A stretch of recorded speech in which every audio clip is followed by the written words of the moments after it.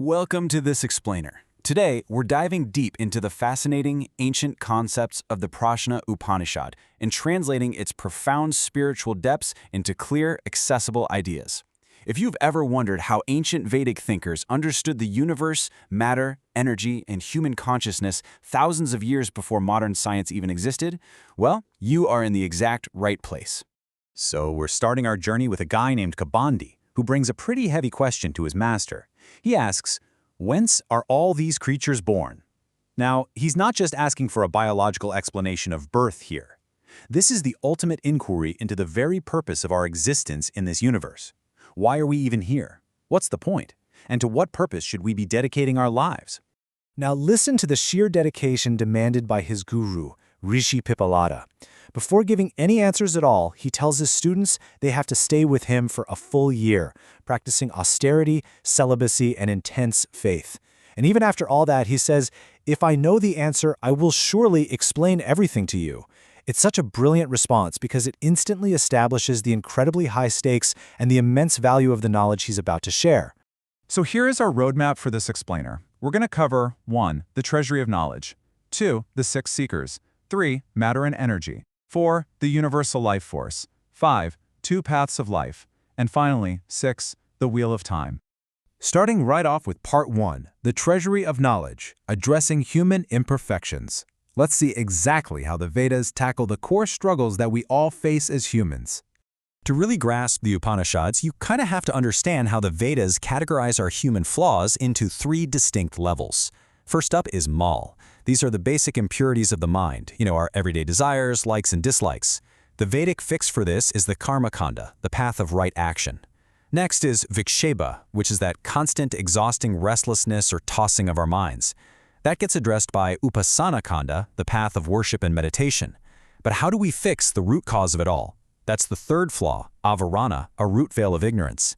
The Upanishads actually form the jnana kanda, the path of knowledge, which is designed specifically to dispel this ultimate ignorance and reveal the absolute truth without favoring any worldly bias. And that truth, it belongs to the absolute domain. Think of it a lot like the laws of physics. They apply to the entire globe regardless of invisible borders, right?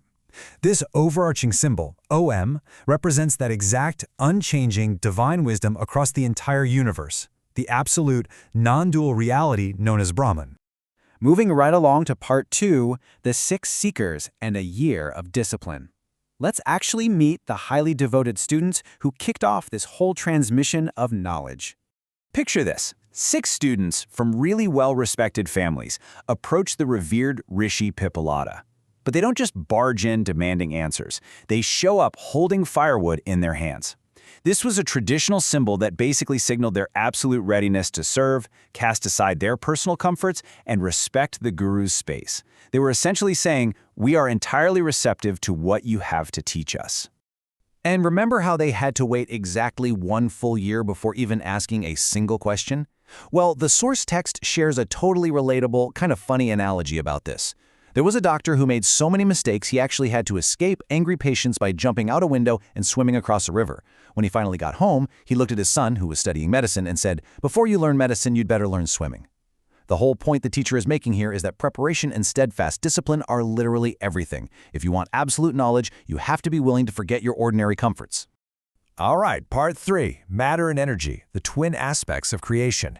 Once that long year finally ends and Kabandi asks his big question, the guru reveals the twin pillars of our cosmos.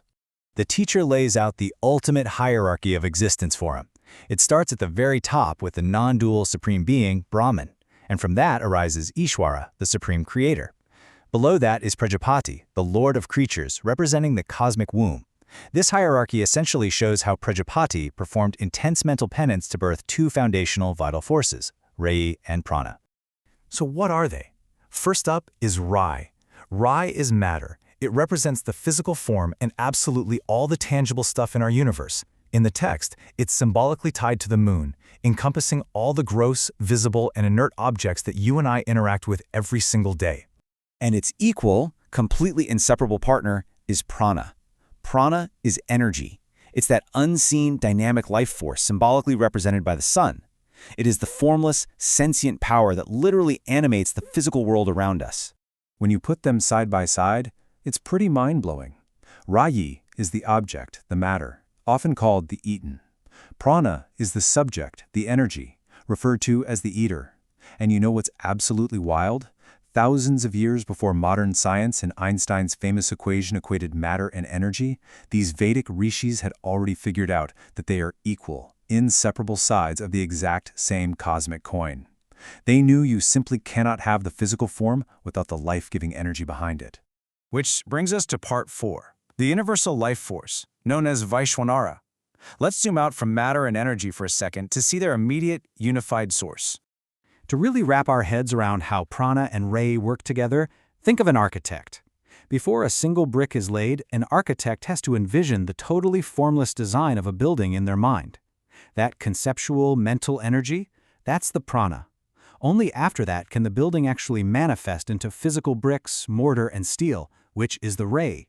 The invisible literally gives birth to the visible. And that brings us straight to Vaishwanara, the immediate source of both of them.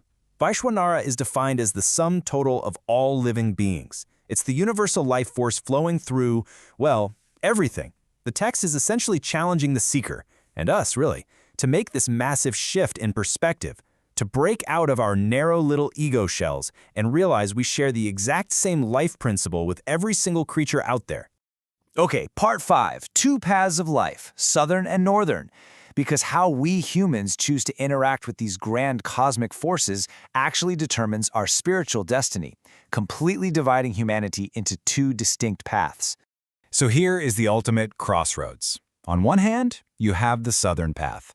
This is the path of desire. It's driven by chasing material wealth, represented by the moon and Roy.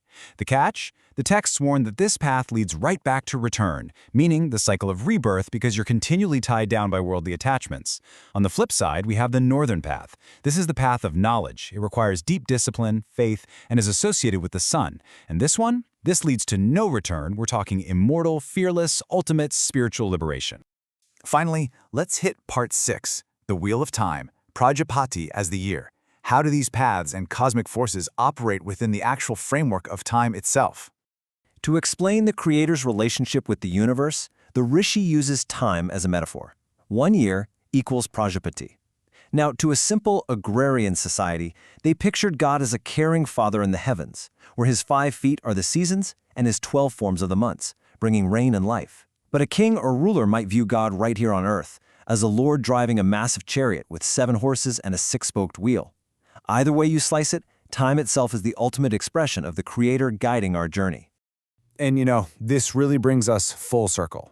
This timeless wisdom, decoding matter and energy, understanding the universal life force, and mapping the wheel of time has been meticulously and sacredly passed down by devoted teachers for generations. It offers a totally sweeping, life-altering perspective for anyone ready to transcend the ordinary, narrow view of the world. The Guru wraps up this whole lesson with this absolutely stunning verse from the Rig Veda. He says, "Possessed of all forms, resplendent, full of rays, endowed with enlightenment, the resort of all, the life of all creatures, that is the sun that rises." Just wow! It leaves you with this incredible sense of cosmic wonder, realizing we are intimately connected to the exact same radiant energy that fuels the stars. So as you reflect on this explainer, the relationship between matter and energy, and that universal life force operating right now inside of you, I want to leave you with one vital question. Based on your daily actions, your habits, your desires, are you currently walking the southern path of endless return, or are you striving for the northern path of ultimate liberation? Really think about it. Thanks for learning with me today, and I'll catch you on the next explainer.